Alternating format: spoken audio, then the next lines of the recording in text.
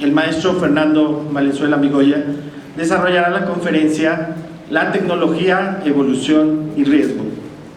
El maestro Fernando Valenzuela es líder de pensamiento de educación digital global, así como un reconocido líder en América Latina como especialista en procesos de transformación digital y seleccionado como una de las 100 mentes más influyentes en la industria de la tecnología educativa, EdTech, en el mundo, obteniendo el premio como visionario Leadership Winner 2022, por todo el trabajo y esfuerzo en pro del futuro de la educación en México y América Latina.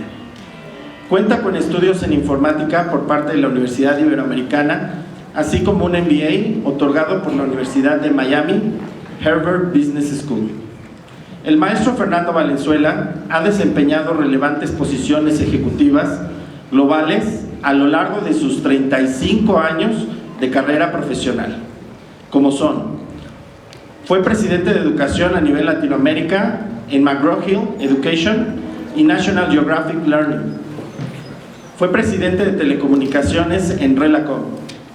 Fue presidente de CRM, Customer Relationship Management, en Peppers & Rogers Group, Teletech, en Citel, en Ticketmaster y en EBS. Fue vicepresidente de Soluciones de Tecnología y Contenido Digital en Hewlett Packard, Región Las Américas, Estados Unidos, Canadá y Latinoamérica. Recientemente ha consolidado una plataforma de proyectos destinados a transformar la educación en Latinoamérica, dentro de las que destacan: es líder en el programa de educación en el Aspen Institute México. Es miembro de CAPRIA, la red de inversión de impacto más grande del mundo. Es fundador de EdLatam Alliance, la red de expertos educativos más relevante de Latinoamérica. Es socio de Smash, firma dedicada a la generación de estrategias de innovación abierta. Es fundador de Global EdTech Impact Alliance, que tiene como objetivo ayudar a todas las partes interesadas en la educación en el campo dinámico y constantemente crecimiento de la innovación educativa. Recientemente es líder de una nueva universidad en México, en conjunto con Ricardo Salinas Pliego, redefiniendo lo que puede ser la educación superior, dentro de los proyectos Minerva y la Universidad de la Libertad. Las próximas décadas prometen ser un tiempo en el que las tecnologías progresan cada vez más rápidamente para impactar a escala en todo el mundo, por lo que esperamos pronto ver el efecto multiplicador de la innovación combinatoria a medida que diferentes tecnologías se unen de manera creativa. Demos por favor la más cordial bienvenida al maestro Fernando Valenzuela Migoya, quien nos honra hoy con su presencia para todos nuestros padres de familia del Instituto Zenca e instituciones y empresas especiales invitadas. Sean bienvenidos todos y bienvenidos a su programa.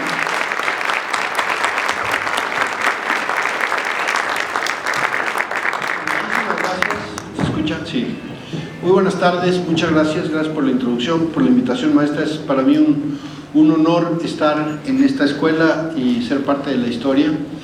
He aprendido un poco de lo que significa la creación, la ejecución y sobre todo la transformación de las escuelas en muchos países del mundo, y esta es una de los ejemplos a seguir. Así que estoy muy orgulloso de poder compartir con ustedes, agradezco la oportunidad, y esta reflexión que he preparado pues es un viaje un poco acompañando los más de 10 años que llevo yo hablando, conociendo, explorando lo que va a ser la educación en el futuro. No hay forma de empezar una plática si no es porque nos falla la tecnología, por integrar ChatGPT. Yo llegué y le pregunté al chat que quién era yo, y me dijo que necesitaba más información, pero que probablemente trabajaba yo en educación. O sea que todavía no sabe ChatGPT mucho de mí, pero ahí voy. Bueno, compartiendo un poco mi trabajo, yo llevo, como decía, poco más de 10 o 12 años trabajando en muchos países del mundo con cientos de escuelas, con cientos de universidades, con cientos de emprendedores educativos. Yo empecé a ver que la gente que entiende pedagogía le costaba mucho trabajo entender tecnología. Los que entienden de tecnología les costaba mucho trabajo llevar la tecnología a la pedagogía. Ellos pensaban que como la tecnología funcionaba, pues iba a funcionar en la pedagogía como funcionaba en los bancos o en las empresas de servicio. Y después me di cuenta que ninguno de los dos, ni el pedagogo ni el tecnólogo, entendían que esto era una ecuación de recursos muy distinta, que había que usar el dinero de forma diferente, que había que buscar nuevas fuentes de financiamiento, que había que dejar de gastar en unas cosas para gastar en otras. Y después me di cuenta que ninguno de los tres sabía cómo usar la nueva pedagogía con las nuevas tecnologías, con el nuevo capital y con los nuevos recursos para cerrar las brechas que han prevalecido en la educación a lo largo de muchísimos años. Seguimos teniendo unos problemas de educación terribles. Y entonces ese fue el espacio que yo elegí. Yo profundizo en temas de pedagogía, conozco profundamente la tecnología, conozco lo que significa invertir, hacer presupuestos, cambiar las inversiones, recuperar una inversión, y sé cómo usar el capital, la tecnología y la pedagogía para hacer una educación diferente. Ahora el problema es quiénes son las escuelas, los gobiernos, las universidades que se atreven a hacer algo diferente, y cuál es el rol que juegan ustedes como papás y mamás ante la inminente necesidad de hacer algo diferente para el futuro de nuestros hijos. Y les voy a empezar diciendo que lo que nos corresponde, somos la generación de la transición, porque como aprendimos nosotros, como nos enseñaron lo que funcionó para educarnos a nosotros, ya no funciona y va a dejar de funcionar muy rápido para todos los niños y las niñas. Y además tuvo y tiene consecuencias muy grandes. Consecuencias como, pues hay niños que están bien educados, pero que no saben cómo ayudar a las poblaciones más vulnerables.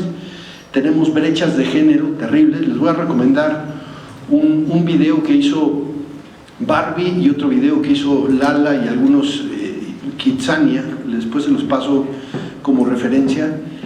Hay un video que acaba de hacer Kidzania hace poco, donde simula para niños chiquitos el mundo real. Y entonces trae a las niñas y a los niños y les dice, a ver, ¿ustedes qué quieren ser de grande? No, pues yo quiero ser piloto, yo quiero ser no sé qué, yo... Y entonces le dice, no, tú no puedes ser piloto porque eres niña. Y entonces las niñas, 6 o 7 años, dicen, ¿cómo? Bueno, sí, te vamos a dejar ser piloto, pero solamente puede entrar una por cada 10 niños. Y la niña se saca de onda. Y le dice, bueno, ya vas a ser piloto, pero al niño le vamos a pagar 10 y a ti te vamos a pagar 6. Y la niña pues se enoja. Y entonces llegan los papás y dicen, pero ¿qué es esto? ¿Por qué es esta injusticia? Bueno, porque hemos creado un mundo donde las niñas no aspiran a ser pilotos, donde les decimos que es más importante ser bonita que entender matemáticas, y donde nos preocupa más cómo se van a ver qué tipo de sueños tienen. Bueno, eso es parte de lo que tenemos que cambiar. Somos la generación del cambio. Hace unos meses estaba yo en una escuela en Cancún y había 250 niños y niñas sentadas en el patio y yo estaba dando una conferencia y yo le decía a los niños, por favor, si tienen una niña al lado, empiécenle a decir jefa. Y los niños, no, ¿qué te pasa? ¿Estás loco? No, ¿verdad? Eso no es justo. Sí, tienes toda la razón. ¿Por qué no van con sus papás y les preguntan cuántos tienen una jefa en su trabajo? ¿Por qué no revisan cuántas jefas de país existen en el mundo? ¿Y por qué no revisan cuánto ganan las mujeres contra los hombres? Y al día siguiente regresaron los niños y les dijeron jefas a las niñas. Y les pedí que en todos los proyectos pusieran una niña como jefa. Y les cuento todo esto porque somos la generación que nos toca llevar el péndulo del otro lado. Porque si seguimos en forma lineal, no alcanza, nos vamos a tardar 5 generaciones. Y yo no sé ustedes, pero si ustedes son papás o mamás de una niña de 6, 8, 10 o 12 años, yo no tendría ninguna paciencia para ver si el mundo cambia en 40 años. Y este es un pequeño ejemplo de todo lo que tiene que cambiar, y no empieza por la digitalización. Bueno, como les digo, yo estoy vinculado y trabajo todos los días con organizaciones y con líderes en todo el mundo. Empiezo mis días a las 6 o a las 7 de la mañana hablando con Israel o con Europa, y lo termino a las 8 o 9 de la noche hablando con Australia. Todas las semanas de todos los días, conociendo qué están haciendo, qué están pensando, qué les duele. Y ¿saben qué? No hay un país que pueda decir estamos listos para lo que viene, estábamos preparados para la pandemia, sabíamos cómo hacerlo. Ninguno, ni Singapur, ni Finlandia, ningún país pudo responder adecuadamente. Lo que sí pasó fue que se recuperaron más rápido. Lo que sí pasó es que pasaron menos días cerradas las escuelas. Lo que sí pasó es que implementaron una serie de apoyos para minimizar el impacto. México es de los países que más tiempo pasó con las escuelas cerradas, que menos tiempo tuvo para preparar el futuro, y que está tratando de regresar a como era esto en febrero de 2020, en lugar de prepararse para el 2024. Aquí están los países que están mejor preparados para la digitalización, y nuestras niñas y nuestros niños van a competir, van a convivir y se van a enfrentar a los niños de Suecia, de Singapur, que están en otro canal, en otro nivel. Vean dónde está Latinoamérica, en los países que están preparados para el futuro. Estamos muy cerca de África y muy lejos. Bueno, Eufrosina es mi amiga, y Eufrosina salió de Quiegolani cuando iba a cumplir 12 años y se fue a caminar por la sierra hasta llegar a Oaxaca. ¿Y ustedes saben por qué Eufrosina salió a los 12 años caminando por la sierra para llegar a Oaxaca? Porque a su hermana mayor, a los 12 años, la vendieron a su esposo.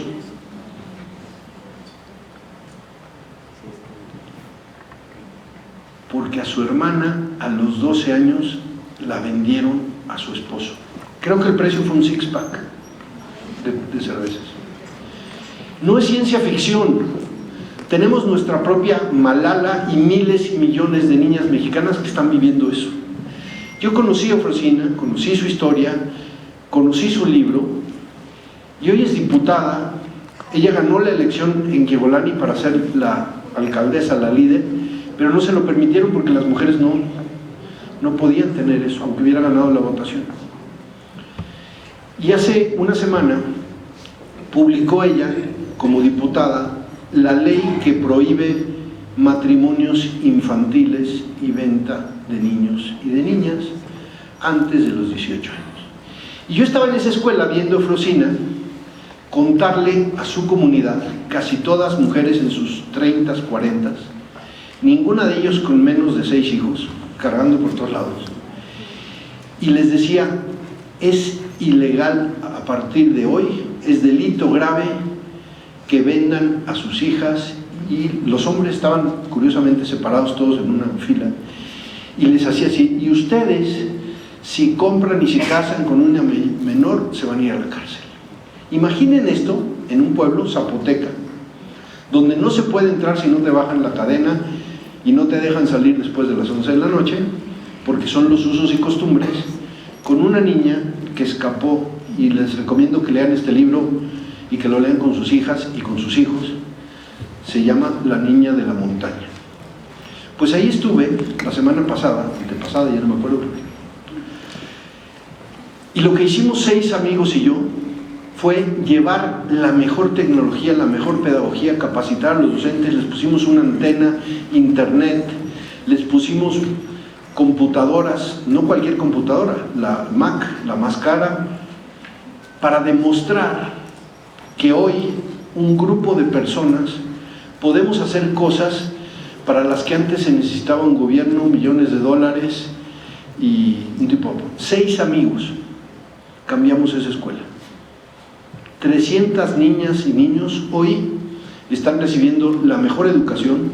Fue la escuela que menos cerró en México y tiene la mejor tecnología, tiene una antena de Elon Musk, tiene internet, tiene computadoras. ¿Por qué? Porque nos dio la gana, porque nos atrevimos y porque 6 amigos hicimos esto.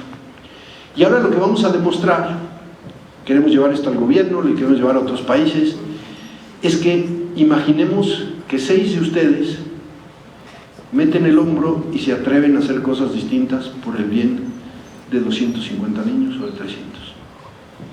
Bueno, ese es el mundo en el que estamos. Hoy estamos viviendo la crisis educativa más grande de la historia de la humanidad. Tenemos el mayor porcentaje de niñas y de niños que a los 10 o 11 años no entienden lo que leen, no saben leer, y si saben leer no saben qué están leyendo. Hicimos una pandemia y pensamos que poner clases por Zoom era lo mismo que lo que estábamos haciendo. Y entonces, claro, nuestras niñas y nuestros niños se adaptaron, ¿no? Y entonces, ahora lo que pensamos es que, bueno, ya desapareció Zoom y vamos a regresar a lo mismo. Es patético, hasta parece gracioso, pero esto es real, ¿no? Miren, este estudio se lo hice al Banco Interamericano en el 2020, en toda América Latina. Y lo que buscábamos entender ahí era por qué estábamos perdiendo tanto talento en América Latina. Porque en cada transición entre sexto y primero de secundaria, entre secundaria y prepa, entre prepa y universidad, abandonan millones y millones de niños. Pero ¿qué pasa? Que los que estamos en un colegio privado, los que hacemos el esfuerzo, pensamos que eso no es nuestro problema, ¿no? Pensamos que esto es, el término estupendo. Para quien entendió, entendió, dice. Esto no es nuestro problema.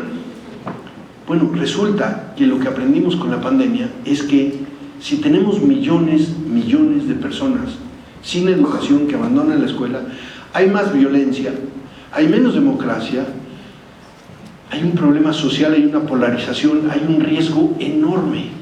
Con lo cual sí es nuestro problema que millones de niñas y niños abandonen. ¿Y saben por qué la educación no cambia? Porque la educación no genera votos. ¿Por qué? Porque siempre hay algo más importante, la violencia, la corrupción, lo económico. Y entonces ninguno de nosotros ha salido a marchar a defender la educación y la educación se está cayendo a pedazos. Y no salimos a pelearla porque no nos duele, porque pensamos que si estamos en un colegio que está relativamente bien, que si nos va bien, no es nuestro problema. Pues yo vengo a invitarlos a que pensemos que esto sí es un problema y es uno de los problemas más graves que vive la humanidad. Es un problema muy serio. Aquí está este estudio que hizo el Economist, donde pone que Latinoamérica es el país, en la región, que tuvo el mayor retroceso de niñas y niños en lectura. Se ha publicado en todo el mundo. Entonces, ¿por qué no nos duele? ¿Por qué no estamos en las calles? ¿Por qué no salimos a pelear? ¿Por qué no le exigimos a las autoridades hacer algo? Porque pensamos que si nosotros tenemos a nuestras niñas en un buen colegio, nuestros niños, no pasa nada. Y lo que pasa es que estamos a 6 u 8 años donde vamos a tener millones de niñas y de niños que hoy tienen 10, que no saben leer, que en 8 años van a tener 18 y van a empezar a salir a matar en las calles. Ese es el problema de la educación. Y seguimos pensando que si nos va bien en la escuela, ya la hicimos.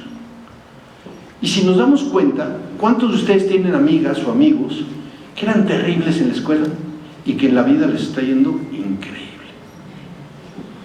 Porque la relación entre lo que calificamos en la escuela y lo que te hace exitoso en la vida es distinta. Bueno, aquí hay un tema que tiene que ver con la colaboración. Fíjense que nosotros, no van a poder ver mucho de esto porque está muy chiquita, pero de lo que habla es, una de las capacidades que tenemos que desarrollar es resolver problemas colaborando. Y resulta que nosotros no aprendemos a resolver problemas colaborando. ¿Por qué? Porque nuestra educación solamente premia lo individual.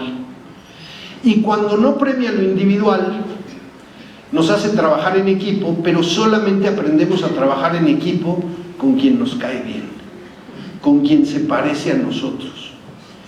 Y entonces digo, ¿quién va a inventar la escuela que nos enseña a colaborar entre diferentes? Porque colaborar entre iguales es muy fácil, y colaborar entre diferentes es un desafío que se tiene que aprender. Estamos entonces en esta generación, estas son las curvas que muestran cómo está decreciendo los jóvenes en el mundo y cómo están aumentando los viejos. Y entonces, ¿qué va a pasar? Primero va a pasar que necesitamos una escuela para viejos. Necesitamos aprender por el resto de nuestras vidas y necesitamos empezar a generar una comunicación entre generaciones. Entonces, eso requiere que hoy nosotros en las familias colaboremos con nuestros hijos y con nuestras hijas y nos involucremos mucho más en su aprendizaje. Yo hice un estudio que le preguntaba, hicimos con 80,000 papás, ¿y saben qué es lo que le preguntan los papás a los hijos? ¿Cómo te fue en la escuela? Bien. ¿Qué calificación sacaste? 8. Ahí muere. Esa es la conversación que tenemos. No tenemos una conversación de los sueños, no tenemos una conversación de los riesgos, no tenemos una conversación de las vulnerabilidades, no tenemos una conversación de las emociones, no tenemos una conversación de la sexualidad, no tenemos una conversación de la violencia, no lo tenemos. Y como no lo tenemos, ese mundo está lejos de nuestras familias. Entonces, imaginen a una niña o un niño que no le gusta estudiar. Imaginen que ahora lo que se necesita en el mundo es estudiar por el resto de tu vida. Antes la educación era un periodo de tiempo, había un tiempo donde jugábamos, otro tiempo donde aprendíamos y otro tiempo donde trabajábamos. Pues hoy vamos a jugar, a aprender y a trabajar todo el tiempo. Y entonces lo que más le tenemos que enseñar a nuestros hijos y a nuestras hijas es aprender a aprender. Y lo que más les tendría que gustar es aprender. Entonces yo les pregunto, ¿cuántos de ustedes tienen una hija o un hijo con Instagram o con TikTok? Y lo que más sube en sus historias de Instagram y de TikTok es lo que aprendió. Esa sería la medida de saber si lo que les encanta es aprender o no. Y entonces, el rol que juegan ustedes como papás, como mamás, es emocionar profundamente a sus hijas y a sus hijos para aprender por el resto de su vida. Para cerrar las brechas, para involucrarse, porque esto no es un problema de la escuela, no es un problema del gobierno, es un problema de todos. Tenemos que enseñarles entonces a estos niños a colaborar, a hacer proyectos con los abuelos, a hacer proyectos con gente de otro entorno social, a hacer proyectos con gente con discapacidad. Porque pensamos que hay una escuela especial para niñas y niños con necesidades especiales que van a vivir en un mundo especial, y cuando nos damos cuenta no hay mundo especial, los niños y las niñas con discapacidad son parte de lo que estamos haciendo. Trabajé con una escuela en México que desarrolló una metodología espectacular para integrar niñas con discapacidad, y el mayor impacto era el aprendizaje que los niños industrial, y lo que más teníamos que enseñar era qué fórmula, qué procedimiento, qué teníamos que memorizar, cuáles eran las ciudades del mundo, teníamos que memorizar y saber el qué. Esa época ya pasó. No hay que enseñar el cómo, no hay que enseñar el qué, hay que enseñar el por qué. Y hay que enseñar quiénes son nuestros modelos, quiénes son las personas que vale la pena, por qué esta persona te llama la atención. Y sí, hay que aprender nuevos cómo y nuevos qués, pero mucho más digitales. Y entonces yo hago esto. Yo tengo bases de datos y redes de personas valiosas. El que se atreve a hacer esto, el que está aprendiendo tal, el que está haciendo. Entonces, lo primero que le tenemos que hacer es ¿a quién sigues tú en Instagram? ¿Y por qué lo sigues? ¿Qué te gusta? Porque hay una cantidad de youtubers, stupidubers y no sé cómo les llaman, que son los que captan la atención de nuestras niñas y de nuestros niños y que no tienen un porqué. Y entonces yo los invito a que le hagan la pregunta: ¿y por qué este stupiduber te llama la atención? ¿Y por qué no te llama la atención alguien que no sea tan stupiduber? Porque hay que empezar a enseñarles el por qué y el quién. Porque es muy fácil que se conecten, es muy fácil que haya un mundo. Nosotros pensamos que conocemos a nuestras hijas y a nuestros hijos y no los conocemos porque hay un mundo atrás en el que están chateando con quién sabe quién y no lo sabemos. Y entonces necesitamos, esto es una metodología que hicimos para los docentes, cómo empezar a pensar otro tipo de competencias, cómo empezar a resolver este problema que es enganchar a los estudiantes. ¿Por qué? Porque los estudiantes no se enganchan, y no se enganchan porque en su casa no están aprendiendo la pasión de aprender, y porque los docentes tienen un gran desafío para controlar un salón de clases y para cubrir un material pedagógico, y entonces no es un problema ni de la escuela ni del profesor, es un problema de todos. Enganchar a los estudiantes es un desafío enorme. Y entonces, bueno, bienvenidos a la era del ChatGPT. Resulta que el mundo nos cambió en noviembre y no nos damos cuenta de la dimensión de este cambio. Esto lo primero que trae es que hay muchísimas formas de resolver una cosa. Si nosotros pensamos que hay una sola manera de educar, hay una sola manera de ser papás, hay una sola manera de ser exitosos y todos tenemos que seguir la misma fórmula, cualquiera que tenga más de 2 hijos sabe que no funciona lo mismo con el hijo 1 que con la hija 2. Ya está. No hay una sola fórmula. Entonces les tenemos que dejar que ellas y ellos sean quienes son y encuentren sus soluciones. Los tenemos que acompañar, no los tenemos que forzar a que vayan por el camino que pensamos que era el establecido, porque los caminos que pensábamos ya no son. Y entonces hoy están empezando a ocurrir cosas que no habían ocurrido antes. Está cambiando la movilidad, está cambiando la creatividad, está cambiando el arte, la ciencia, la tecnología. ¿Por qué? Porque lo que les decía al principio de la historia de Eufrosina, 6 personas pudimos convertir un colegio y nos costó muy poco dinero. Hoy se pueden hacer cosas con mucho menos dinero y con mucho menos esfuerzo que antes. Y entonces seguimos haciendo las cosas como las hacíamos antes. Y yo creo que lo que hay que pensar con la tecnología es que no es una tecnología, es una colisión, o sea, hay choques de tecnología. Entonces la inteligencia artificial, si la juntamos con los teléfonos celulares más efectivos, si los cambiamos con la inteligencia artificial, con la realidad aumentada, con las redes sociales, todo eso junto es lo que nuestros hijos están viviendo y están empezando a digerir. Y nosotros lo tratamos de llevar en pedacitos. Lo que hay que pensar es esta combinación de cosas. Entonces, claro, esto es muy fácil. Cualquiera te dice, mira, es muy fácil. Tú lo dibujas así, paso 1, paso 2, paso 3 y ya te quedó. A ver, dibújenlo. No es así. No es tan fácil. Yo le pedí al chat, dije, dame la imagen histórica de lo que tendría que ser una persona curiosa en el siglo XXI. Y me sacó Alexander von Humboldt y me llamó muchísimo la atención. Y entonces me puse a leer. Les recomiendo un libro de Alexander von Humboldt, ya les digo cómo se llama, ahora se me escapó. Es una autora inglesa que acaba de escribir una especie de biografía. Y básicamente lo que dice de Alexander von Humboldt es que era curioso, era científico, exploraba, se atrevía y comunicaba y le gustaba compartir.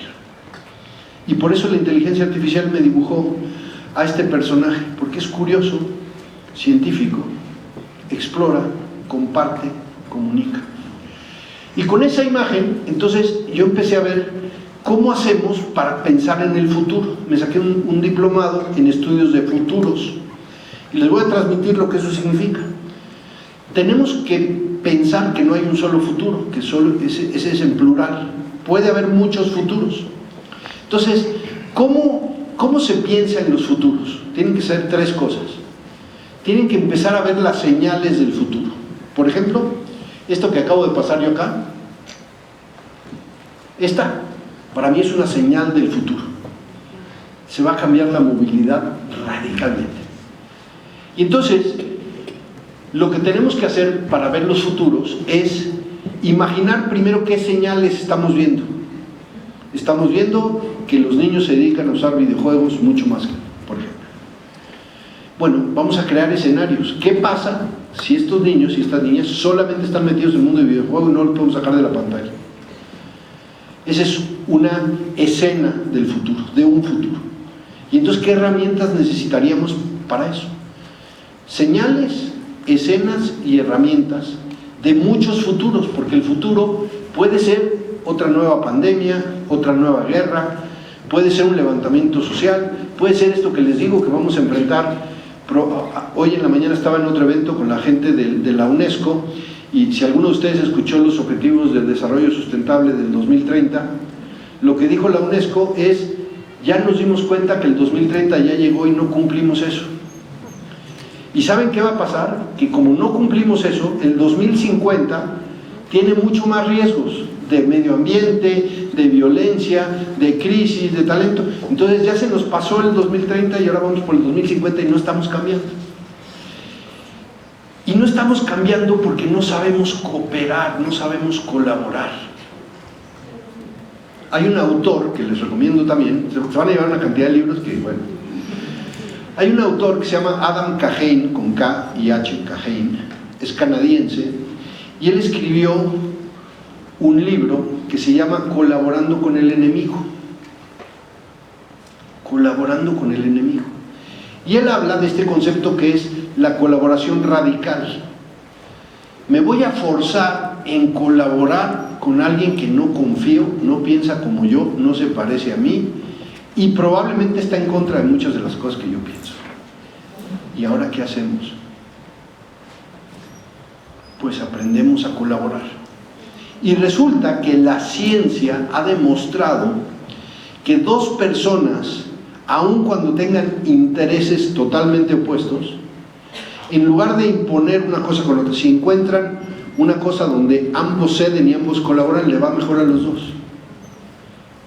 Y jueguenlo, en su casa lo pueden hacer. Hay un juego que en algún momento, y se lo voy a poner en el taller a los docentes aquí, que habla de flores y murciélagos.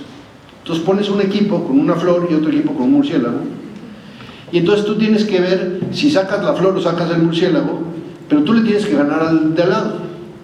Y resulta que todo el mundo trata de poner el murciélago para matar la flor y lo que se dan cuenta es que los que encuentran que si colaboran y dicen vamos los dos a sacar la flor, los dos al murciélago, ganan todos. Pero nuestro instinto principal es tratar de ver cómo al otro.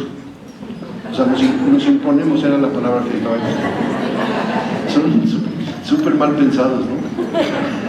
Entonces, resulta que hay otro libro de un doctor que se llama Robert Axelrod, que demostró científicamente que colaborar hace que nos vaya bien a todos, aun cuando no estamos de acuerdo y aun cuando tenemos que ceder. Fíjense qué importante. Si no imponemos y colaboramos, nos va mejor que si imponemos. Esa es la lección.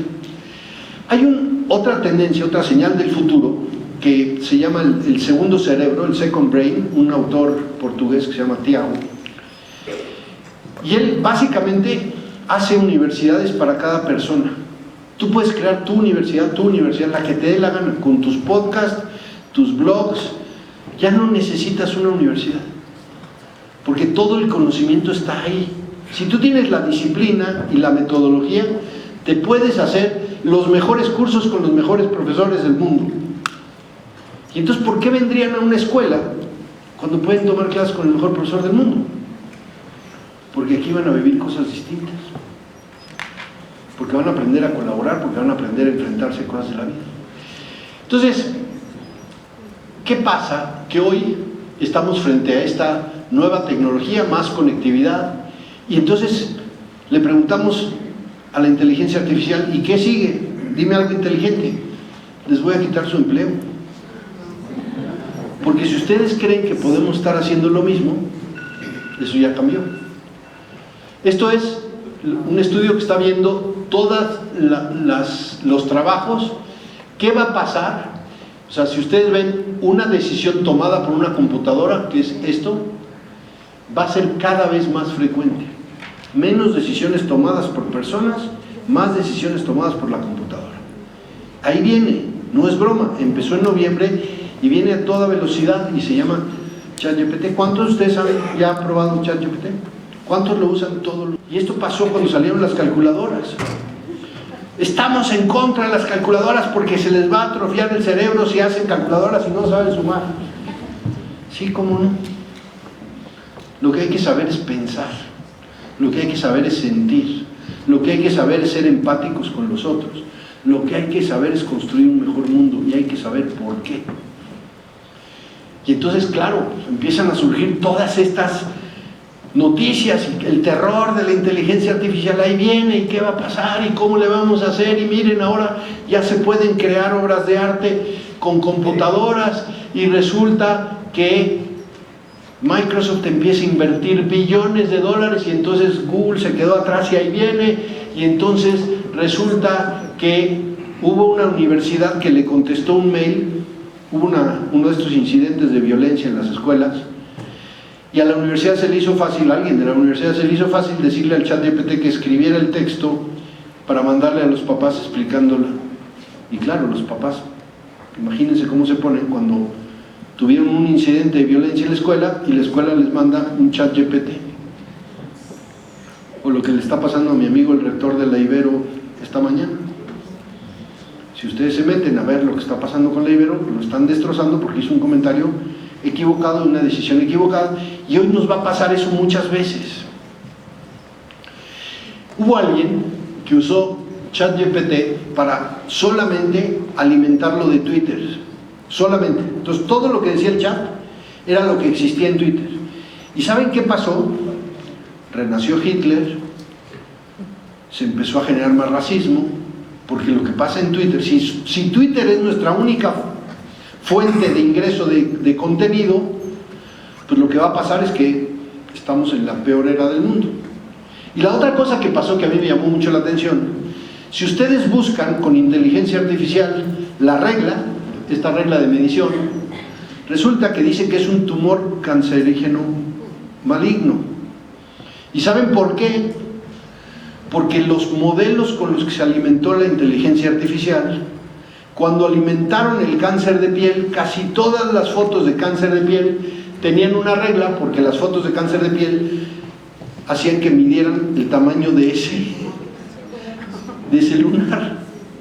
Y entonces hoy la inteligencia artificial piensa que una regla es cáncer maligno. Les digo todo esto porque lo que estamos viviendo en la inteligencia artificial es parte de lo que le pusimos a las bases de datos. Entonces, lo que sale de la inteligencia artificial refleja lo que está pasando en el mundo. Si queremos cambiar la inteligencia artificial, hay que cambiar el mundo, no hay que cambiar el software. Y entonces, ¿qué pasa? Que los datos pues van en contra del balance de género. ¿Por qué? Porque los datos tienen más hombres que mujeres, porque los datos tienen más negros que blancos en la cárcel, porque los datos tienen todo tipo de fallas, pero no es una falla del sistema, es una falla de que nuestros datos fueron mal, como si le pusiéramos todo el internet. En el ejercicio que voy a hacer con los profesores el viernes, ya estoy adelantando, los profesores ya están becados, pasaron. En el ejercicio que hago con los docentes, que voy a tener un taller el viernes aquí, les hago hacer inteligencia artificial, pero por las piedritas, para que nos demos cuenta que el resultado de lo que estamos haciendo es básicamente de qué datos tenemos y cómo lo hicimos, y entonces le empiezan a salir unas cosas terribles. Bueno, pues eso está pasando, ¿no? Entonces, ¿qué? Hay muchísimas noticias que dicen cuidado con la inteligencia artificial, cuidado con lo que viene, deténganse. Hubo alguien incluso que les pidió 6 meses de tregua, por favor no inviertan más.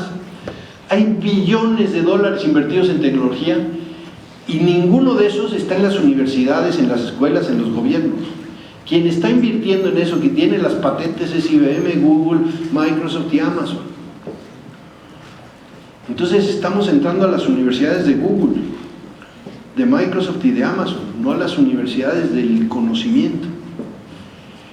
Y vean la velocidad, o sea, vean lo que tardó el reconocimiento de la escritura, el reconocimiento de voz y la forma acelerada en la que ya las computadoras nos entienden.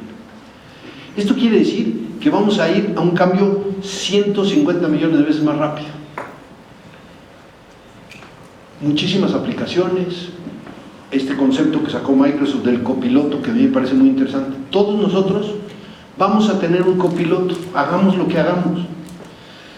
Todos los profesores van a tener un copiloto siempre para enseñarles a apoyar a los estudiantes. Los estudiantes van a tener un copiloto que les va a enseñar. ¿Y quién está haciendo el copiloto para ser papá? ¿O el copiloto para ser mamá? ¿Cómo vamos a construir nuestro copiloto para ayudarle a nuestros hijos a vivir aquí? Cientos de empresas, cientos de millones de dólares, inversiones por todo el mundo. Ustedes han escuchado seguramente Khan Academy, que es muy conocido, esta plataforma de enseñanza gratuita de matemática. Khan Academy ya sacó la inteligencia artificial para crear un tutor permanente. Entonces, ¿qué es lo que hace Khan Academy? Que en lugar de que la inteligencia artificial te dé la respuesta, te enseña cómo llegar a la respuesta. Pero ellos programaron a la computadora para jugar el rol de tutor y no de respuesta.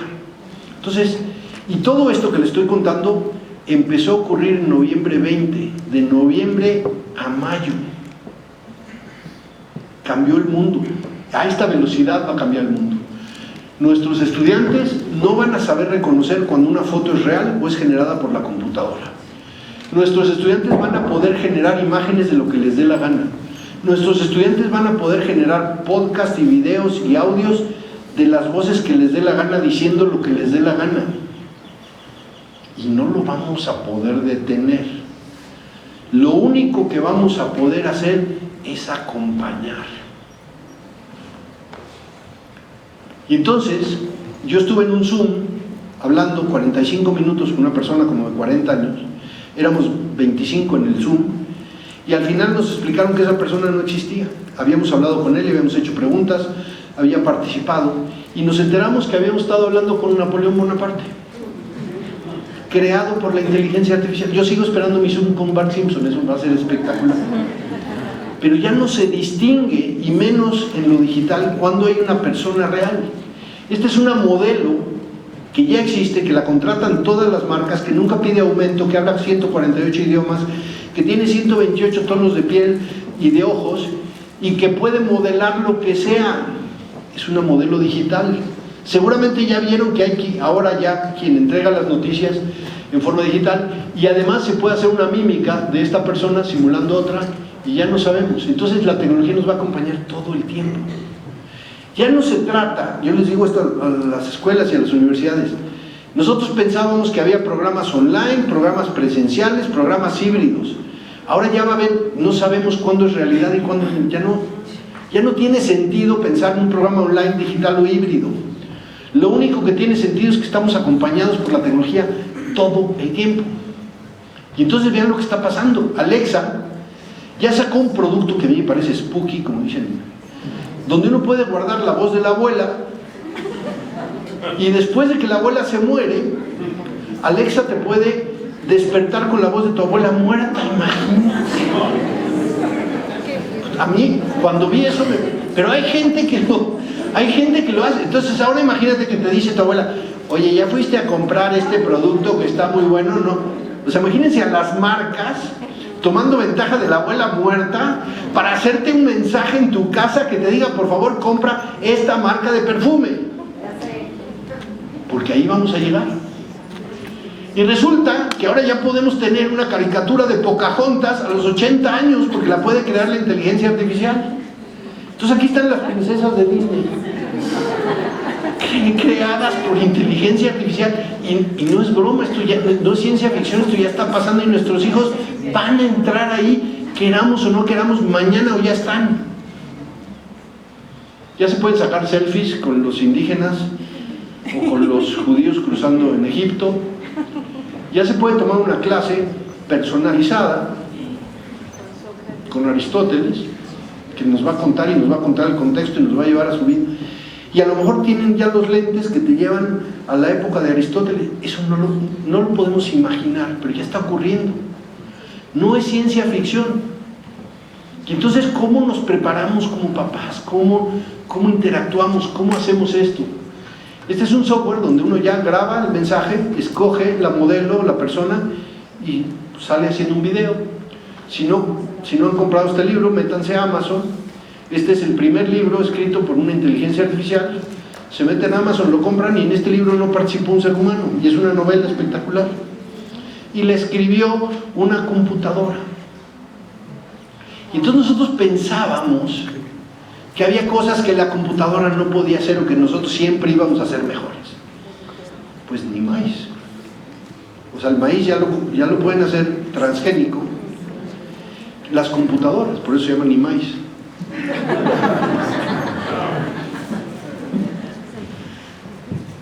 La primera portada de una revista hecha por inteligencia artificial. Esta pintura entró a un concurso de pintura que dijo: el criterio para ganar la pintura es que sea una pintura, y ganó, y le tuvieron que dar esto a una computadora porque no hubo una persona que pintara este cuadro. No es broma. Se ganó $100,000 porque estaban obligados a premiar la mejor pintura. Nunca pusieron ahí, tiene que estar pintada por un ser humano, se les olvidó eso. Y entonces ya viene esta idea. Este es Reid Hoffman, el fundador de LinkedIn, que ya empezó a crear su propio avatar. Yo ahora trabajo con Ricardo Salinas, yo no me quiero imaginar el monstruo que va a crear mi amigo. Pero vean que hoy se puede hacer todo. Spotify, por ejemplo, yo empecé a ver quiénes son las empresas que tienen más datos, y resulta que Spotify tiene todas las canciones de la humanidad y tiene a todos los que escuchamos canciones de la humanidad en una base de datos.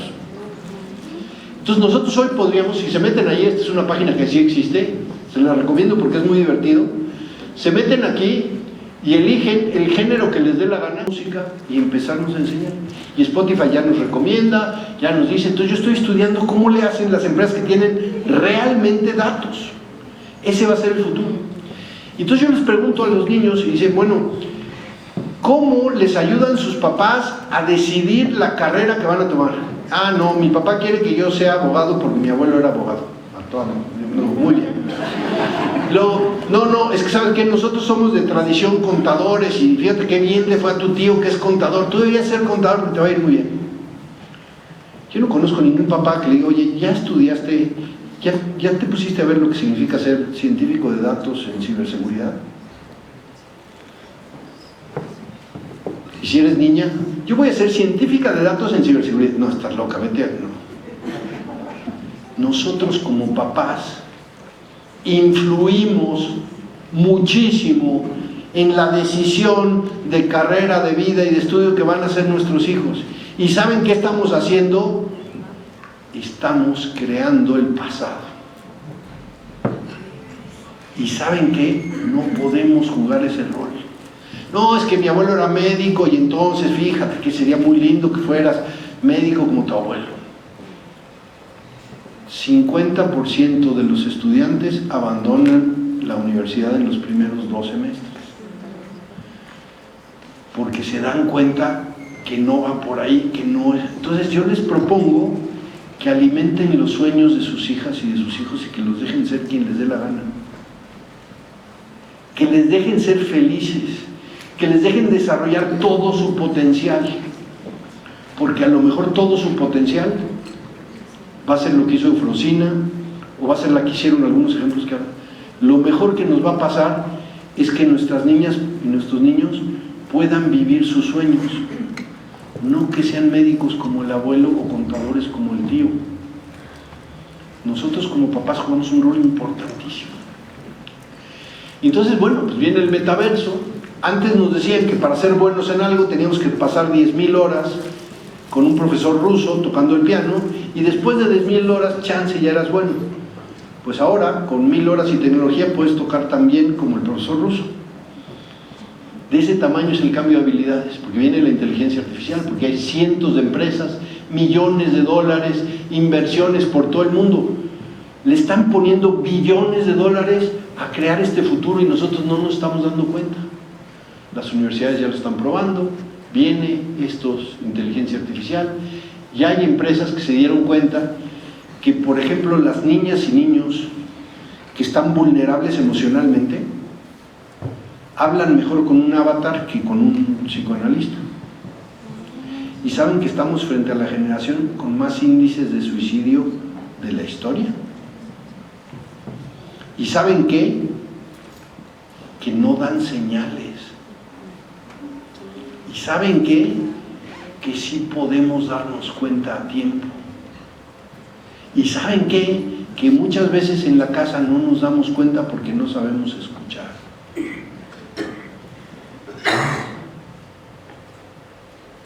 Y esto está tan grave como las niñas vendidas a los 12 años. Somos la generación que tiene el mayor impacto emocional, y también lo tienen los profesores, y también lo tienen los directivos, y entonces resulta que ahora no se puede tocar a las niñas o a los niños porque el profesor ya tiene miedo. Entonces un profesor que tiene miedo no puede dar buena clase, un estudiante que tiene miedo no puede aprender, y tenemos miedo y no sabemos qué hacer. Tenemos que aprender a escuchar, tenemos que dejar de imponer, tenemos que dejar de pensar que hay una sola solución, porque eso tiene consecuencias. Bueno, hay muchísima información, muchísimos datos, cómo dar mejores clases, cómo ayudar a nuestros profesores a tomar mejores decisiones. La tecnología está ya mucho más avanzada de lo que nosotros pensamos. Ya no es un problema de tecnología. Ya sabríamos, si tuviéramos datos. Antes dar clases era un tema artístico. Un buen profesor que enganchaba a los estudiantes. Hoy no alcanza, porque los estudiantes hay que conocerlos a fondo, hay que conocerlos más de los 50 minutos que les damos clase, hay que conocerlos en las redes sociales, hay que conocerlos, hay que escucharlos. Esta es una labor donde los padres y las escuelas y los amigos son cómplices de lo que les pasa.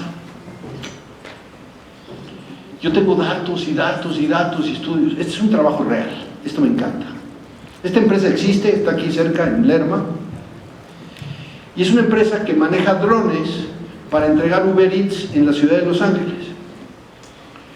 Los operadores de estos drones que entregan Uber Eats, muchos de ellos no terminaron la prepa. ¿Por qué? Porque les gustaban los videojuegos. Y sus papás les decían que iban a ser un fracaso porque solamente sabían hacer videojuegos. Y resulta que hoy los que son buenos para los videojuegos están ganando 50 o 60 mil pesos al mes sin haber terminado la prepa porque son buenos en videojuegos.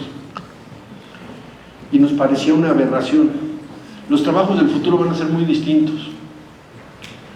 Los trabajos del futuro se van a parecer mucho a los videojuegos. Entonces yo me metí, estudié 30 empresas de videojuegos, 30. Me fui a entrevistarlos, fui a ver cómo le hacían y encontré cosas fascinantes. Encontré una, por ejemplo, que se llama el círculo del enganche. Ellos hacen algo muy sencillo, que si lo hiciéramos nosotros como pedagogos y en las escuelas o como papás, seríamos muy exitosos. Primero es que si queremos que nuestras hijas y nuestros hijos hagan algo, los tenemos que emocionar. Haz tu cama. Qué emocionante. Si queremos que hagan la cama, los tenemos que emocionar. Es decir, lo segundo, entonces, esa emoción tiene que hacer la acción. Y después tiene que haber una recompensa, una retroalimentación, un beneficio. Eso lo hacen los videojuegos. Se pasan horas pensando cómo emocionan, hacen una acción y generan feedback. Y la otra cosa que aprendí es que es esto que le llaman ellos el gamer flow. Que fíjense que parece una cosa muy trivial, pero fíjense qué profundo. Si tú estás en un videojuego y pierdes, lo quieres intentar de nuevo. Si tú estás en la escuela y pierdes, piensas que no sirves para nada. Esa es la diferencia. Si tú estás en un videojuego y ganas, quieres ir al siguiente nivel. Si tú estás en la escuela y ganas, dices, yo ya me la sé. Esa es la diferencia. ¿Por qué no aprender de esto? La otra cosa que hacen muy bien los videojuegos es que no hay una sola respuesta y una sola circunstancia. Siempre te cambia algo. Algo va a pasar que no te lo esperas. Entonces no te lo puedes memorizar, no te puedes saber la fórmula, no puedes saber. Tienes que estar listo para ver qué te va a pasar. Y en la escuela lo que más nos importa es memorizar y saber lo que te va a pasar. Y entonces, ¿cuál es la pregunta más importante que hacen los niños? ¿Eso va a venir en el examen?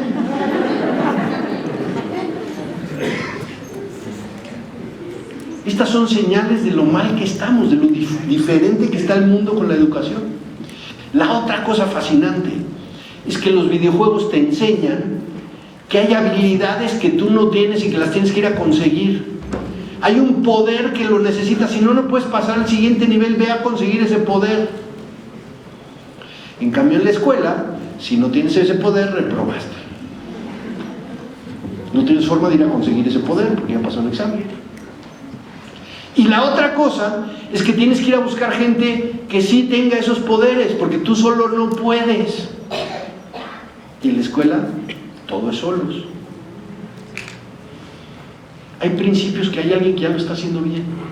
Y vean cómo se empiezan a juntar mundos. Los videojuegos y el cine se están empezando a juntar, y la inteligencia artificial. Entonces pongan toda esta serie de ingredientes juntos, y en 6 meses nuestros niños van a estar viendo películas en la plataforma de videojuegos. No nos vamos a enterar, nunca lo sabemos.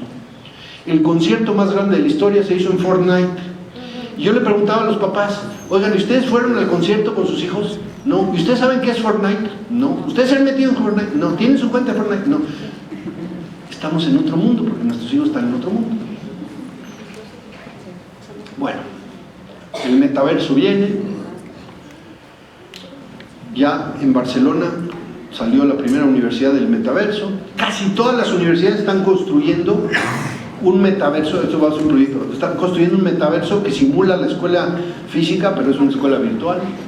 Este es un ejercicio que hice yo en el Institute for the Future de Copenhague. Hice una sesión de metaverso, de trabajar con una persona que estaba en Copenhague, yo en México, y empezamos a trabajar para ver qué se sentía.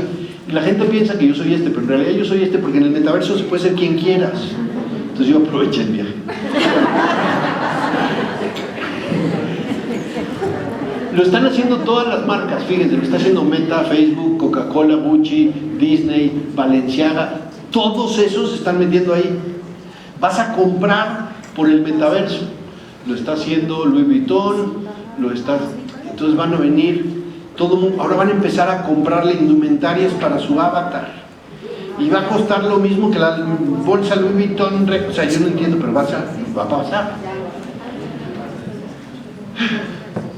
Ahí está. Entonces tú vas a hacer tu avatar, y a tu avatar le vas a comprar la chamarra última que o tú la vas a diseñar y le vas a pagar. En ese mundo estamos viviendo, y ahí vamos a llegar. Esto no es ciencia ficción, esto está pasando, eso lo puedes comprar, y por $10 te haces tu avatar y se parece a ti, y lo llevas a platicar y te vas al mundo y generas mundos virtuales. Y entonces somos los papás y las mamás que tenemos que hacer esta transición. Es una responsabilidad enorme, nos requiere una mentalidad distinta, y nos invita, algo que a mí me parece fascinante, a que seamos mejores humanos. Y un mejor humano no es el que mejor se sabe o se memoriza los libros. Un mejor humano es aquel que puede tener un mejor desempeño como persona. Yo empecé a trabajar con esta empresa en Nueva York, empresariales. ¿Y saben de dónde viene esta empresa?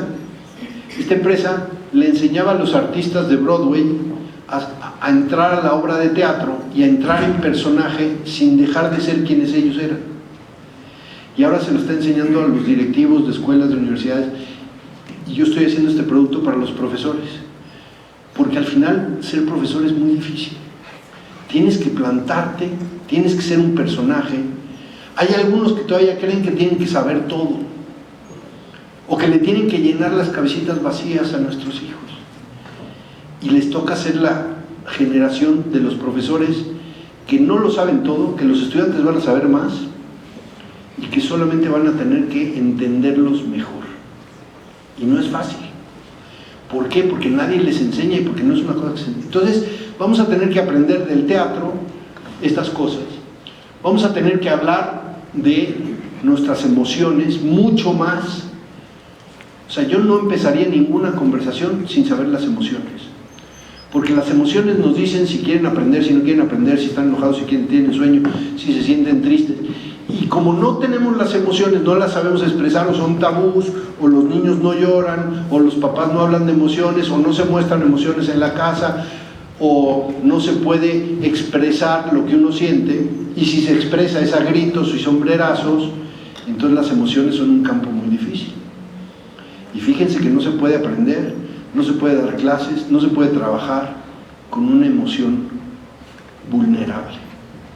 No se puede. Y aquí está la historia de Eufrosina. Aquí estoy con ella en su pueblo de Kiegolani, hablando con estas mujeres que tienen todas hijos ahí y con varias que han vendido a sus hijas por un six-pack. Eso es parte de las lecciones. Aquí estoy con mi amigo Pepe Galicot en Tijuana, un señor de 85 años que decidió cambiar Tijuana para hacerla más humana, más artística. Aquí estoy con Molly Brown, que si no la conocen, les invito a ver su TED Talk, una niña de 9 años que ha dado una conferencia de TED Talk de cómo le encanta leer y lo que la lectura le cambió la vida. Tiene 9 años, la han visto más de 2 millones de personas. Eso es lo que puede ser tu hija, tu hijo, si dejamos los sueños. Entonces tenemos muchas imágenes de lo que significa ser más humanos, más creativos. Esta es una escultura, pero una pintura en arena. Esto es lo que está haciendo James Cameron, por ejemplo, en las nuevas películas. Este es un fotógrafo mexicano que trabaja en miniatura. Y entonces tú dices, oye, no, ¿qué vas a estudiar? Voy a estudiar fotografía en miniatura. No, mejor como tu tío, contabilidad. Dejemos que nuestras hijas y nuestros hijos sueñen, porque no sabemos, porque no hay una respuesta, porque lo que nosotros pensábamos que era un buen trabajo ya no existe. Y a lo mejor un buen trabajo es ser fotógrafo de miniatura, o bailar, o crear imágenes digitales. Y entonces voy a cerrar con este ejemplo, que fue el trabajo que le hice a la UNESCO el año pasado. Me pidió la UNESCO que le dijera cuál sería el futuro de las universidades. Y yo me fui por el mundo, entrevisté a 30 líderes, hablé con estudiantes, hablé con muchísimos países, y me di cuenta que las universidades hoy tienen dos grandes desafíos. Hay plataformas, por ejemplo Coursera, que da cursos gratis de las mejores universidades y que lo usan 93 millones de estudiantes en el mundo. ¿Ustedes saben que México es el país número 3 en Coursera?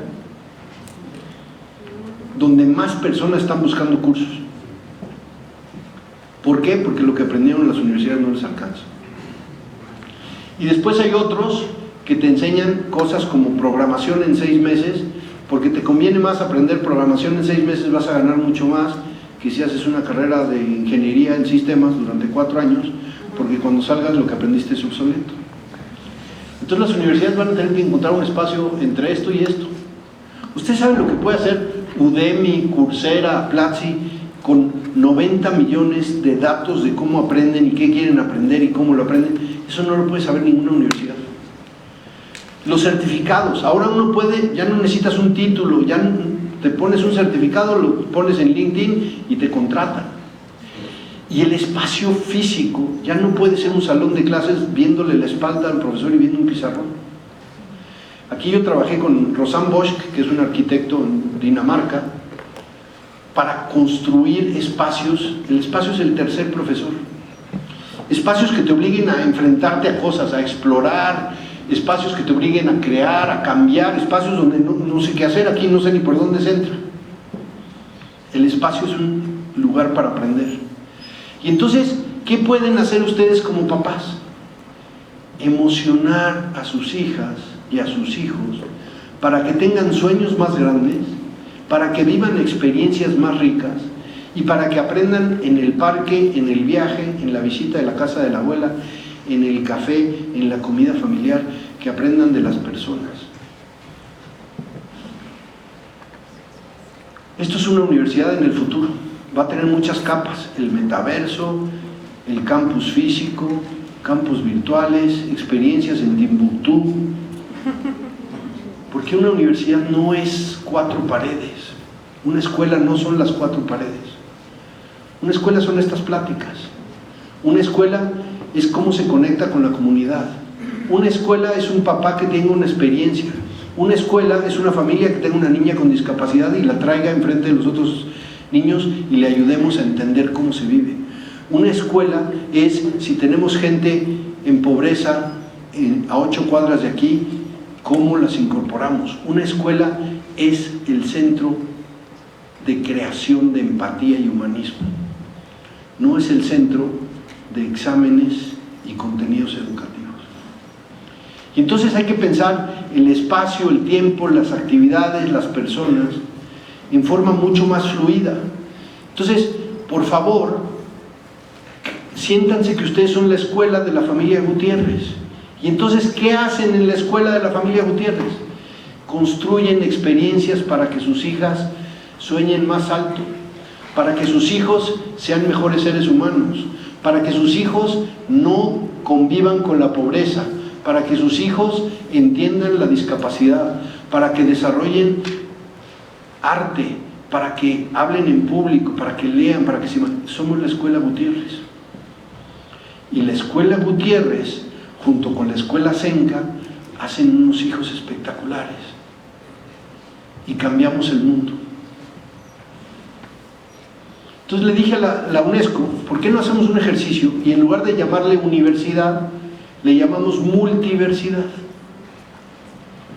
donde podemos ir múltiples etapas de la vida, múltiples generaciones, a sacar múltiples certificados durante múltiples rutas de aprendizaje. Porque ¿quién dice que pasar 4 años en la universidad y tener un diploma que dice que eres contador como tu tío, te dice que estás listo para el mundo? Tu tío.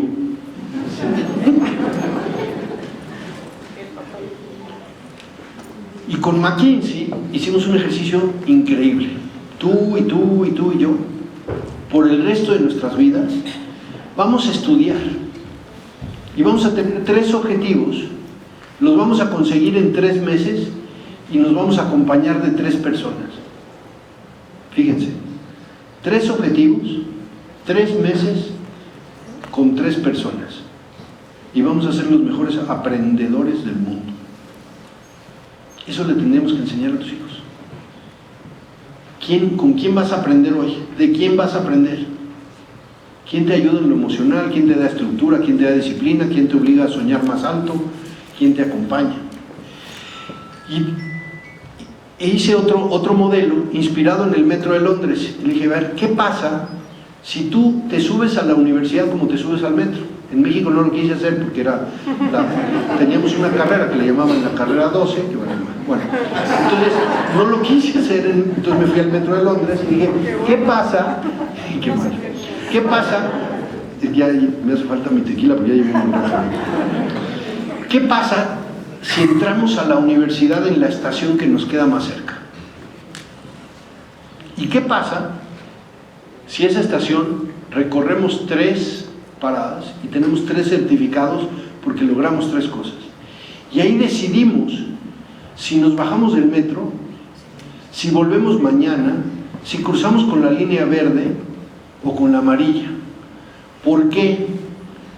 Alguien que haya visitado Londres o una de estas ciudades con buenos sistemas de metro, si tú vives en Londres, no hay manera que no tengas que ir al metro. no hay manera que no tengas que seguir aprendiendo. Entonces, sube al metro, baja al metro, cambia de ruta, tiene suficiente estructura, porque el metro no te lleva donde te dé la gana, pero tiene suficiente flexibilidad para llevarte y nunca vas a dejar de aprender. Siempre vas a necesitar el metro, siempre vas a necesitar aprender. Y a lo mejor vas a empezar a aprender que la línea amarilla, cuando la juntas con la línea roja, te hace que tu sueño se sienta más cerca. Ah, pues entonces yo voy a vivir en esta zona donde la línea roja y la línea amarilla se intersectan, porque ese es el área donde mi sueño está más cerca. Y eso fue lo que le dije a la UNESCO. Y con eso espero que esta reflexión sea valiosa para ustedes, porque esto no cambia sin el involucramiento educativo de los papás y las mamás. No vamos a invitar al tío, no vamos a invitar al abuelo, no le vamos a preguntar cómo te fue en la escuela y qué sacaste, sino qué tan cerca estás de tus sueños y cómo te acompañan.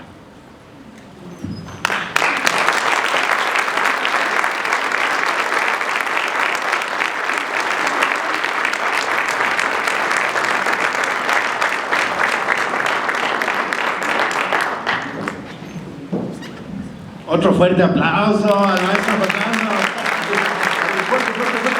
Fuerte aplauso.